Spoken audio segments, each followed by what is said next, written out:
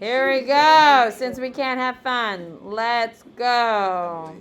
On your whiteboard, let's do a little review before we get going. On your whiteboard, give me my 5 industrialized nations in order.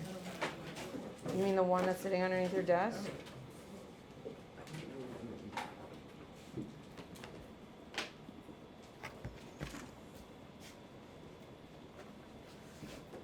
Good. What do we got? Nina. Okay. Yeah, Japan and US. So this is really the order I need you to know. I don't really care if you get France and Germany mixed up because they're essentially happening at the time. You need to know it's England, US. And then the 5th one is Japan. There's a big gap between England, US, France, and Germany to get to Japan. Everyone understands that, right? We obviously have Matthew Perry, who sails across an ocean, and that's not the first place they're going. All right, here we go. On your whiteboard, please tell me what 2 countries are going to have state-sponsored industrialization. If you don't know these answers, look at your notes. Sailor. There you go. On your whiteboard, what country is going to be the fastest one to industrialize? Tejas. I know. What happened there? I'm not really sure. I've been pretty good at it. I know. Here we go. U.S. is the fastest. Who can raise your hand and tell me why the United States is the fastest to industrialize? Why, Micah? Oh, my God. We've got nothing to do, Micah. They're like isolated. They're isolated. Isolated is not nothing to do. We have a period of isolation. We're refusing to engage in Europe's problems, aka the Napoleonic Wars. That is why we are really focused on industrialization. We also have plenty of natural resources, and we also have a large labor population. You can raise your hand and tell me why we have a large labor population. What do you got, Rylan? There's a lot of immigrants because like the economy in Europe has gone down. Okay, you can't say the economy in Europe has gone downhill. There is a transition out of Europe, of course, but it's not specifically because of that. I get what you're trying to say, but I'm going to say no. If you wrote that in an essay, it wouldn't score. Penelope. Okay, yes, but you're not going to score a full point on that. Roth. It's because like you were either like really rich or really poor, and it was hard to like. Okay, guys, what is the term I'm looking for? Ella. Well, help me. Yeah, the American dream, people. You come here with nothing in your pocket. You can start a business. You have the ability to give your family a better life. Yes, it's the American dream. Damn it. Yes. If you say American dream, you score. If you say economic hardships, you may not score. Okay? Remember, you've got to use vocab. Nice. American hardships and so much stuff for American dream. Yeah, but economic hardships come in multiple different ways. So no. On your whiteboard, who is leading industrialization in Germany? Bo. Otto von Bismarck. Otto von Bismarck is going to industrialize and do what other thing in Germany? On your whiteboard. Christian. Unify. Okay, he does German unification. On your whiteboard, who is leading industrialization in France? Who is it, Sailor? Napoleon. On your whiteboard, please tell me what country is going to take a really long time to industrialize, and it's not going to happen for them until 1918. 1918. What country, Caitlin? Russia. Russia is going to attempt to industrialize 3 times. What is the first attempt of Russian industrialization? What is it called? It has a name. Lucy. The WITT system. W-I-T-T-E. What is the only success of the WITT system? Good. What is it, Bella?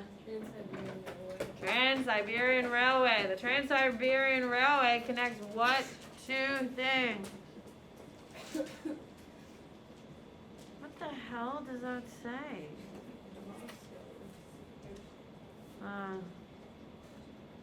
Good. I want want what, Haley? Europe and Pacific Ocean.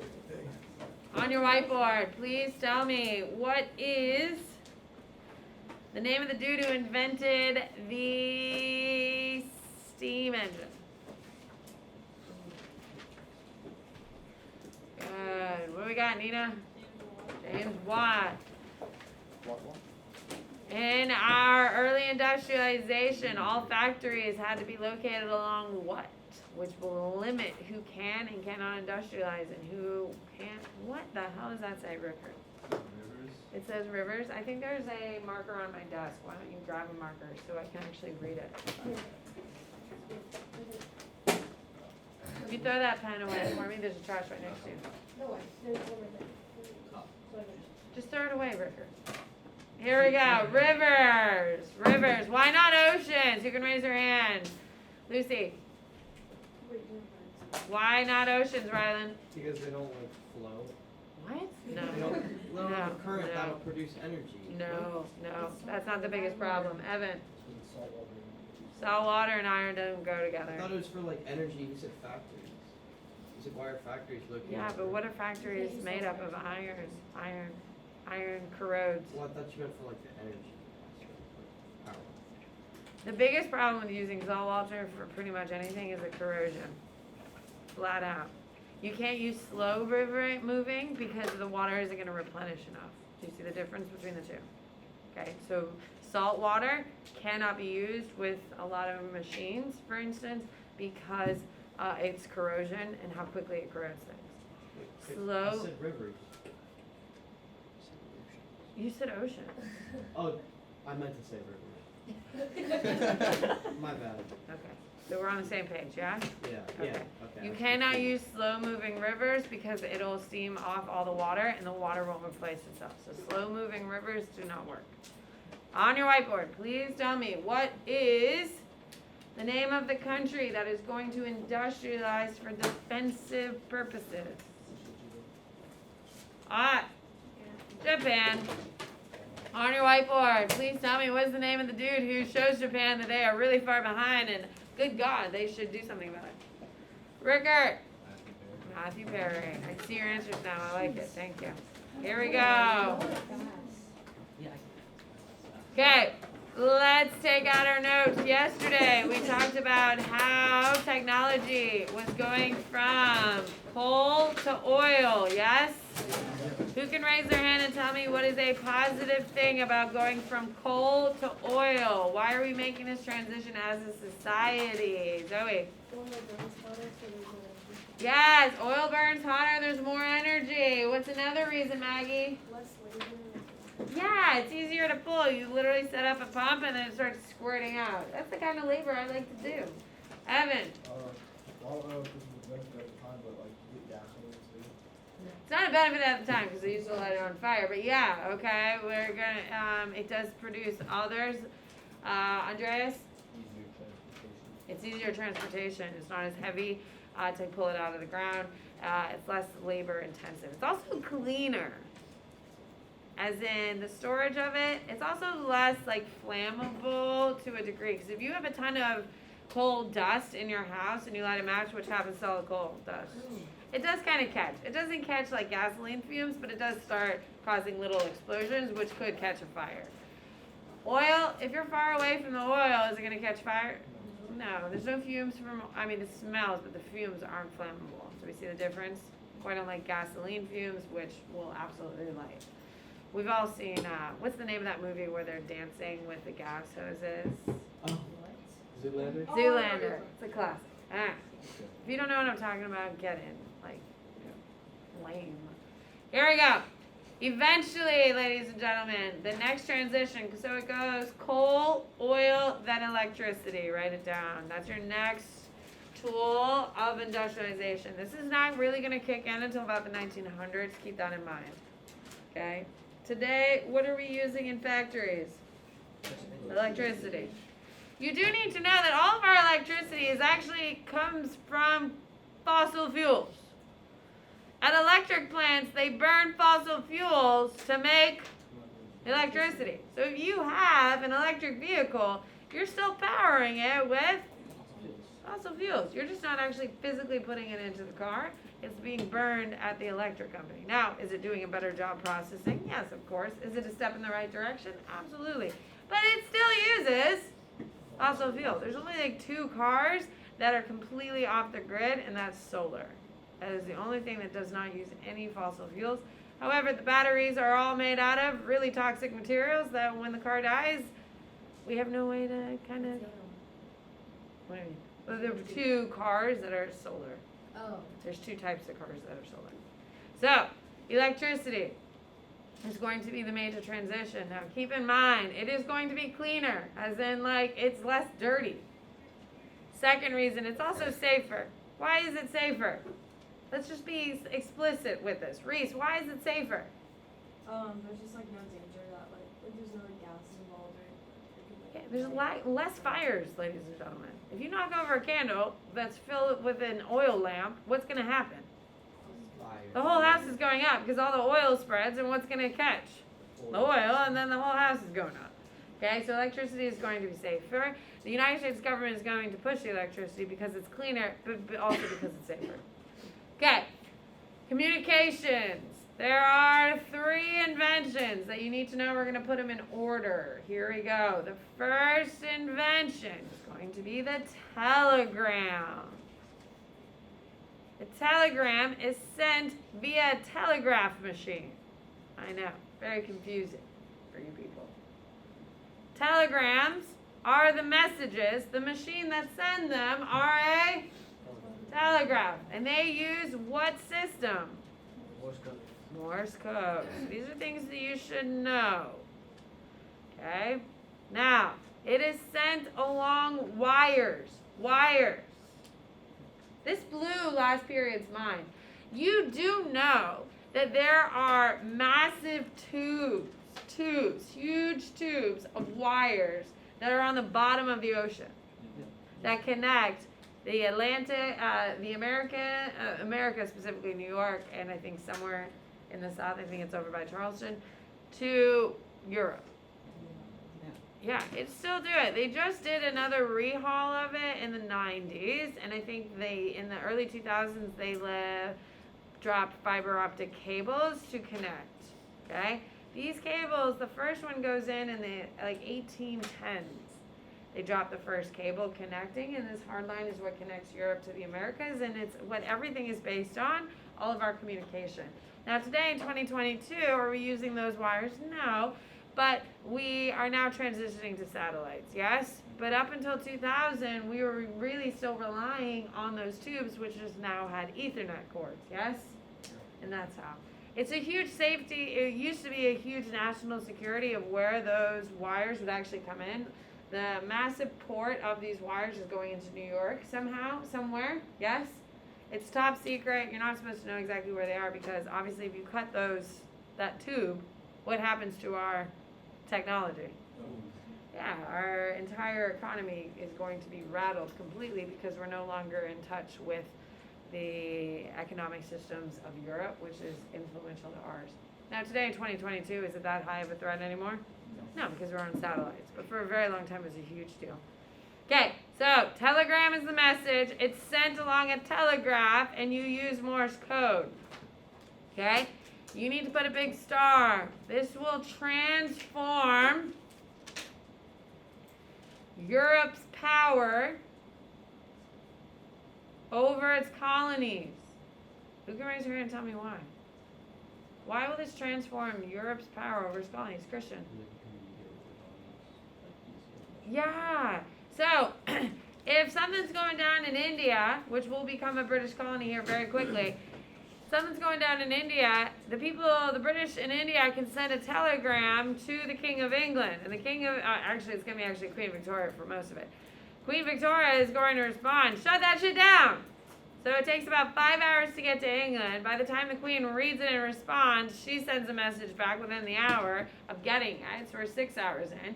She's sending a response, takes another about 5 hours. So we're 11 hours in, and the Queen of England has already heard of this and sent her commands of shut that shit down. So within 11 hours, the whole British military is in action in India to stop a problem. That's pretty damn effective. And that is happening all over the world, which is why it's such a powerful tool. If the telegram was invented during the American Revolution, what would not have happened? We would not have won the revolution. They would have been able to move their troops faster. Because keep in mind, we're just talking about the big connection all the way through. We're not talking about the little connections of rallying people around a certain thing, correct? Because that's also happening. It's not just long distance, it's also short distance. So the telegram is going to transform European authority over its colonies. Second invention, you need to know the telephone. The telephone is voice over wires.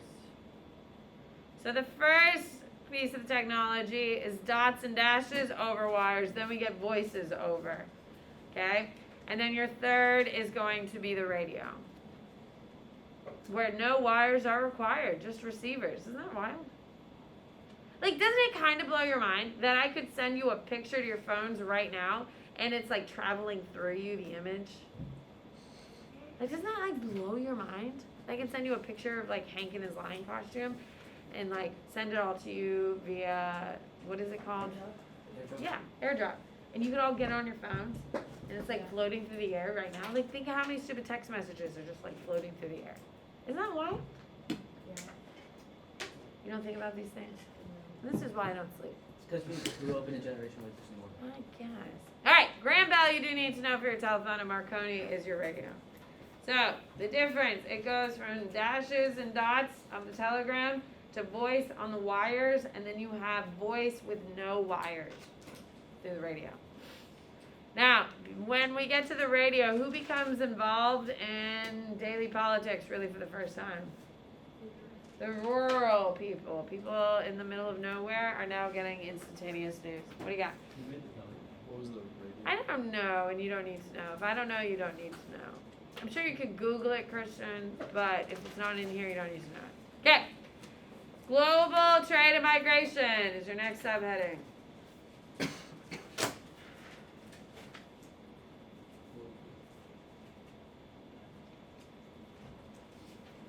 Okay. Put a big star. The most important invention for transportation is going to be the train. You need to know that. It's the most important, and it's going to keep coming up. The most important invention for transportation is the train. And it's important for two reasons. One, it moves large populations. Write it down. It moves large populations to new areas for the first time. What would be a perfect example, and I would write this example down. What would be a perfect example of a train moving large amounts of people to an area that never received this many people? Rigard.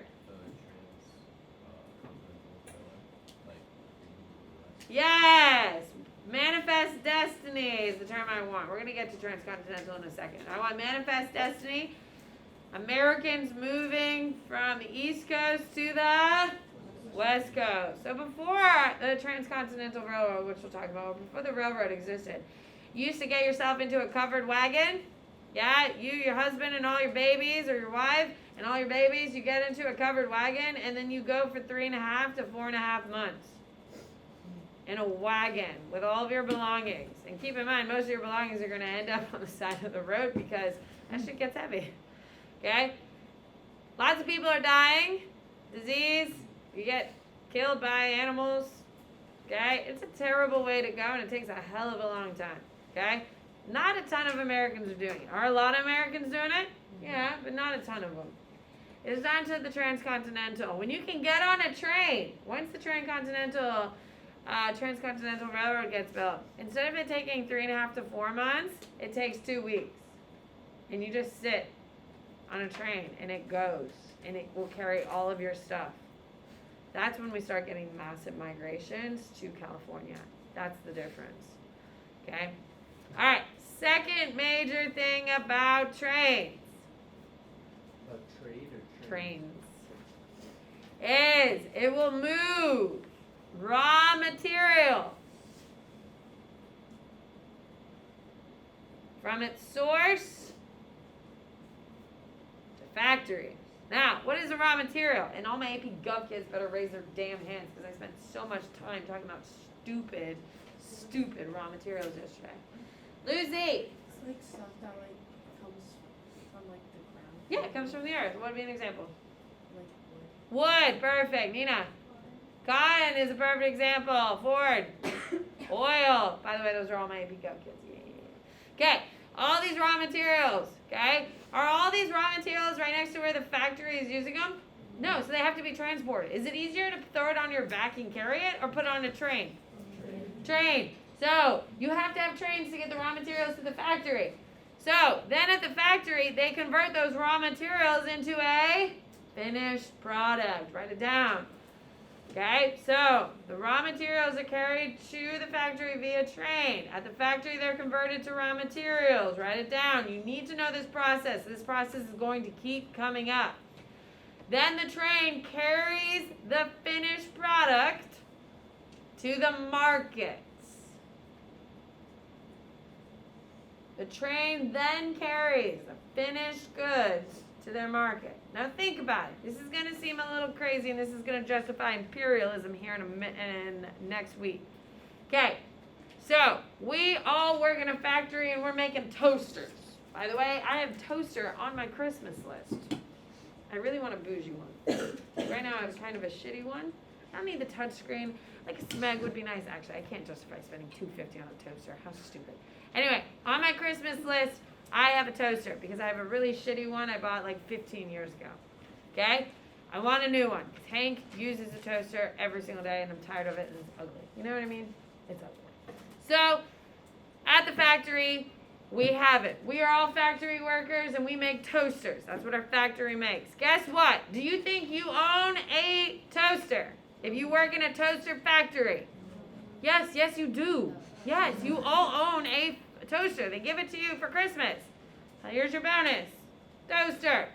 You all do. In our little town, do you think everyone owns a toaster? Yes. We're in the industrialized age. We're in the industrialized age. People are buying shit. Yes, you have a toaster. They have a toaster. So if everyone in our little town has a toaster, are they going to be buying more toasters?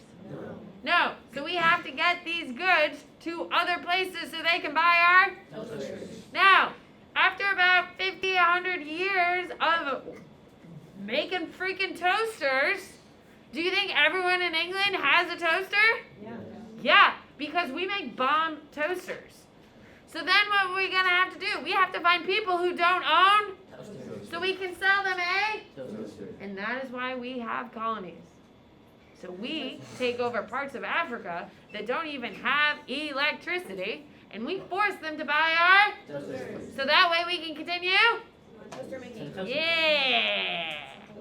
And that's why English people can keep their jobs, because we're forcing people who don't even have the electrical components to use a toaster to buy our toasters so we can keep British people making toasters. Welcome to imperialism. So, trains, how important are they? Very important. What country has the most trains in the world? England has the most trains. They have more trains per capita than any other place in the world. Literally during the industrialized age, if anyone asks me who's doing something first, who's the answer? England. Okay, so England and the transcontinental. I do want you to, let's talk transcontinental. So we just talked trains and how important they are, and the trains are going to keep coming up. Transcontinental is the first example of a massive train. It's in the United States. Write it down. It connects the Atlantic to the Pacific. Okay, it is going to move people, but more importantly, it moves raw materials and finished products. Okay, this is what makes America a powerhouse, because nowhere in our country is no longer unconnected. So if we need coal, we can go to North Carolina and get us some. If we need some wood, we can cut down a sequoia tree in California and send it anywhere we want, because we're all connected by train. Huh? What connects all of the United States? Pacific and Atlantic. Okay. Perfect. I also want you to write Trans-Siberian. because I need to know there's two major railways that are built during this time, transcontinental and trans-Siberian. Trans-Siberian. It's in Russia. And that's- Connects Europe to the Pacific. Okay, so you need to know there's two major railways. Okay. Government role in industrialization is your next heading.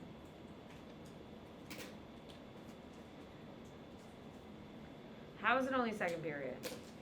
Annoying. I'm so hungry. It's only Wednesday. Huh? How was it only Wednesday? I don't know. Sorry. I have to work tomorrow night, so death. What's Nina. the next? Government role. Okay. First country we're going to talk about is the Ottomans. Okay, the Ottomans come into power in 1453 and they go out in 1918. We're in like 1800 at this point, so we're in the last 120 years. We're Okay. in the 1800s. Huh? Yeah, the time period we're right in is like 1800s. Okay, so you do need to know that the Ottomans believe industrialization is a fad. Who can raise their hand and tell me what a fad is? What's fad, Wade? Something that is popular for a short amount of time but goes out of fashion. Yeah! Are fads supposed to last forever? No. No. So, what is a huge miscalculation by the Ottomans? That industrialization was going to be a fad. Okay? So, you do need to know that the Ottomans are going to do some industrialization. They are going to try. They do try it. But the leaders of government get nervous and shut it down. Is it easy to change or hard to change? It's very hard to change. Keep in mind, this empire's been around since 1453, and they're like, okay, we've been around for so long, we're just going to continue. Not the case, but that's what they believe. What are they nervous of? By just changing things up and giving civilians more power, westernization, all the things that kind of, scare. I mean, Americans are scared right now. I mean, with the election and all that stuff, some people think it's going to be the end of individual rights. Some people think it's going to be the beginning of a socialistic state, right? So people are scared all the time, but they're scared of westernization. What do you got? Well, like, weren't the Ottomans like super rich, so they could have done like the state, like. Okay, the Ottomans are pretty rich. However, their wealth is going down because they're no longer the center of trade. Because where's the trade all going? Europe is having the goods for the first time. So trade is leaving China, leaving the Middle East, and is now heading straight to Europe because those are where all the goods are being produced. And they're going to go bankrupt buying, but that's in another week. Okay. You need to know Muhammad Ali of Egypt. He's a huge name. He's going to come up again. I think next week or in 2 weeks. Muhammad Ali of Egypt breaks away from the Ottomans so he can industrialize. So, does that mean everyone in the Ottomans thinks industrialization is a joke? No. It's just the higher ups who think it. Egypt is the first and really the only one to break away. Now, what Egypt as does... a whole, or just Huh? Egypt has like. Egypt, the whole country, breaks away from the Ottomans under Muhammad Ali.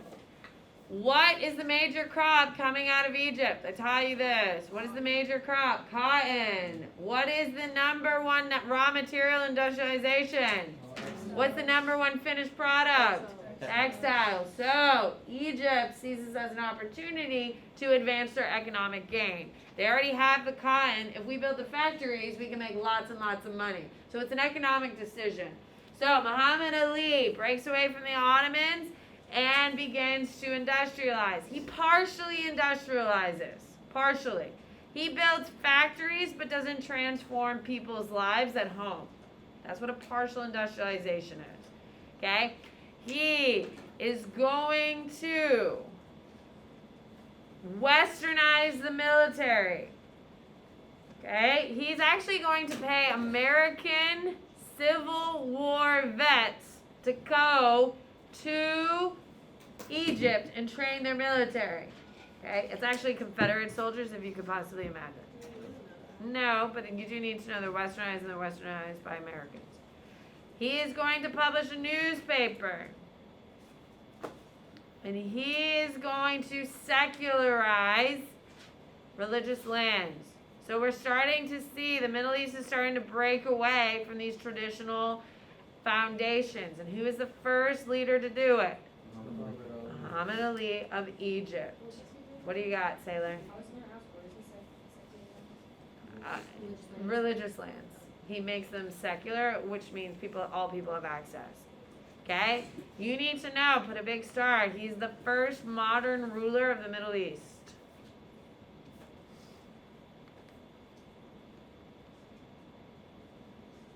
Okay? And he is pretty successful. He's not overwhelmingly successful. Egypt today is not known as a powerhouse, but he is moderately successful. Okay, Japan is our next country. Okay, here we go. Japan closes its doors from 1600 to 1853. Who shows up in 1853? Matthew Perry. Who's an American, you should know that. Okay? So Japan closes its doors from 1600 to 1853, and it's forced open by Commodore Matthew Perry. You need to know that they are going to do a state initiative to industrialize, but it's funded by private industry. So it's a hybrid. It's a state-sponsored industrialization, but it has private funding. So it's the best of both worlds. Funded by what? Private funding. Was this the first or second opening, closing of the doors? This is the second opening. So they closed the doors during the Mongols, and they And open it after, and then they're going to close it in 1600, and then they're going to have them forced open. Okay, you need to know that because of Matthew Perry, the Japanese realize they're significantly behind. And to protect themselves, I would underline protect, they industrialize.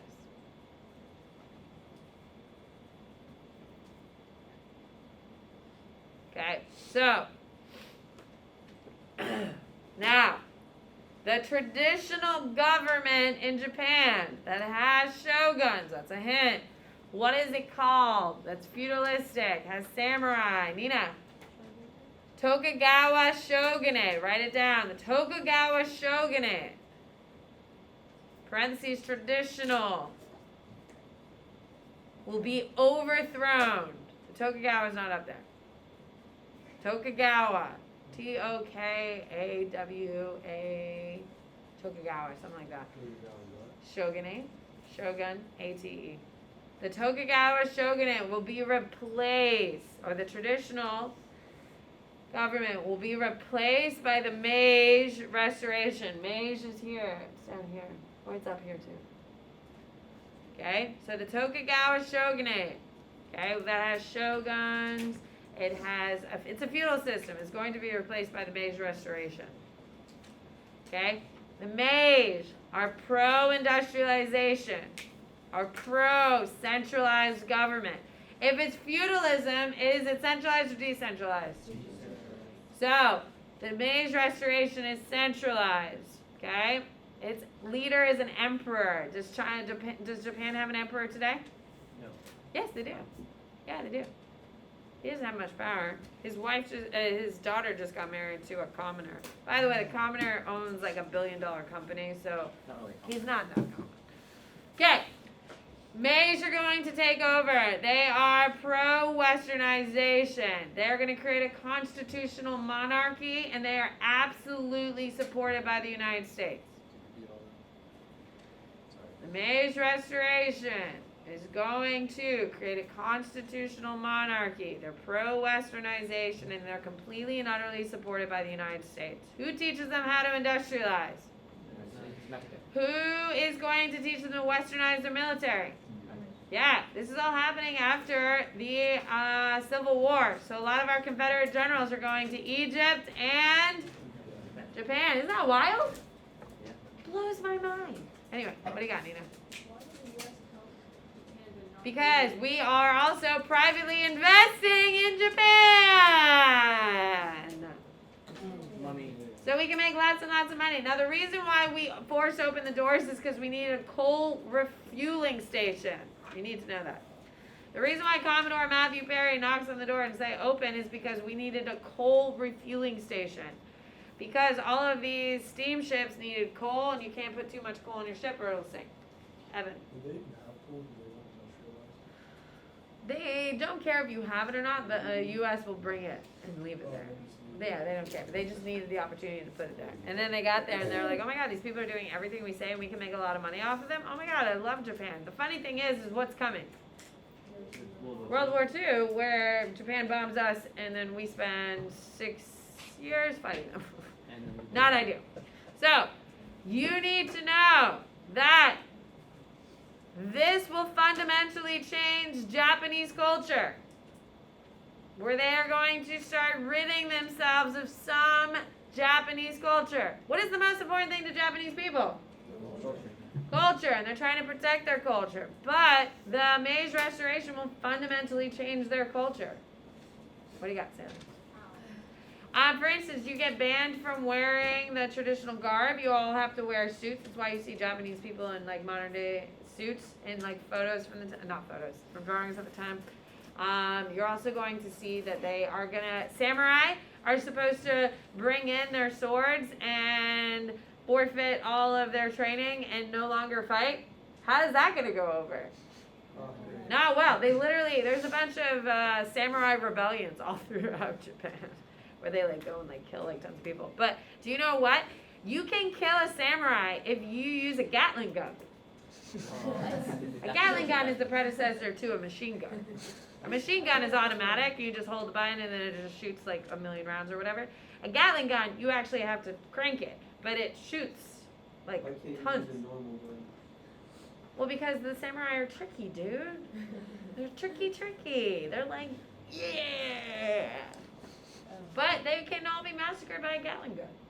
And that's what happens over and over. And where did they get the Gatling gun? Yeah, so we as Americans are obsessed with samurai. I mean, we have samurai ninja, sushi and all that stuff, and we're the reason why they're gone. There you go. All right. Now, I do need you to know that resistance is happening everywhere to industrialization. Everyone is like, oh my God, this is wonderful. Now in Japan, they're going to be the harshest because what is the most important thing to Japan? What is absolutely fundamentally going to change? Culture. So we have a ton of resistance. Specifically, samurai are going to be the biggest ones, and you should know that. Okay? You're also going to see, they're going to introduce a lot of Western stuff really quickly. Keep in mind, they've been closing their doors twice already to keep Western culture out. Now all of a sudden they're flooding everything, so people are very, very hesitant. But eventually, does Japan buy in? Yeah. I mean, look at Tokyo today, for God's sake. Okay. Ottoman Empire. Big thing you need to know is that the leaders inside of the Ottoman Empire are skittish about industrialization. Because keep in mind, when you have industrialization in a big way, industrialization gives people like us more power. Women are getting more power because we're going into the factories. Okay? We're out of the house for the first time. Regular men are getting more power because they don't depend on anyone else. They depend on their own work. So it's a huge transition from traditional ideas. China is going to try to industrialize. Write it down. China is going to try to industrialize with the Qing. We really talk about China next week. China is going to industrialize under the Qing, but it is Europeans who forbid China from industrializing in the spheres of influence. In the spheres of influence. Write it down. You may not understand what it means yet, but you need to know it. The Chinese are forbidden to industrialize by Europeans in the spheres of influence. We've heard of the Opium War, yes? Yes. Sphere, like a circle sphere. Okay, we've heard of the Opium War. The Opium War, the British get the Chinese people all hopped up on opium, which is a super addictive drug. They all become crazy addicts, and it's a huge part of the population. The British do this on purpose. They're literally smuggling it in and giving it to them. What? thought wasn't opium grown in China? It is not really grown in China, it's grown in India, which is what the British control. Oh. So they're gonna get the Chinese people super addicted to opium, and then the Chinese government like, no, we're not selling this stuff because it's poisoning our people. So they shut the borders down to the British. And do the British like being told no? So the British got all their addicts all riled up, being like, they're not letting us sell to you. Why don't you go fight your Chinese government, and then we'll get you the drugs. Well, they're all hopped up on opium. What do they need? Their drugs. So what are they gonna do? Fight. Yes, you have Chinese people fighting Chinese people to let the British in. Brilliant. It's modern warfare for sure. So the British also have gunships and steamships and stuff like that. The Chinese don't. They eventually go into China and take over China and develop into spheres of influence. They don't control the government because they don't care about the Chinese government. They care about the economy. A sphere of influence is when a foreign country controls another country's economy. Okay? So, a sphere of influence is when a foreign country controls another country's economy. You only have spheres of influence in China. Because the population is so big, if you were going to go in there and rule China, it would be a lot of paperwork. Okay? With that being said, ladies and gentlemen, the British are going to stop the Chinese from industrializing because they don't want competition. They want the Chinese to be buying all the British goods. So it's a reverse of what has always been happening in our class. For the first time, the Chinese are being forced to buy European goods. Isn't it wild? So wild. I think it's cool. It's very destroying an entire country to gain control. That's what the British do. They have a good day. Bye, Meta, have a good day. Thank you, Haley. You too. I'm just gonna. Bye, Penelope. Oh my god.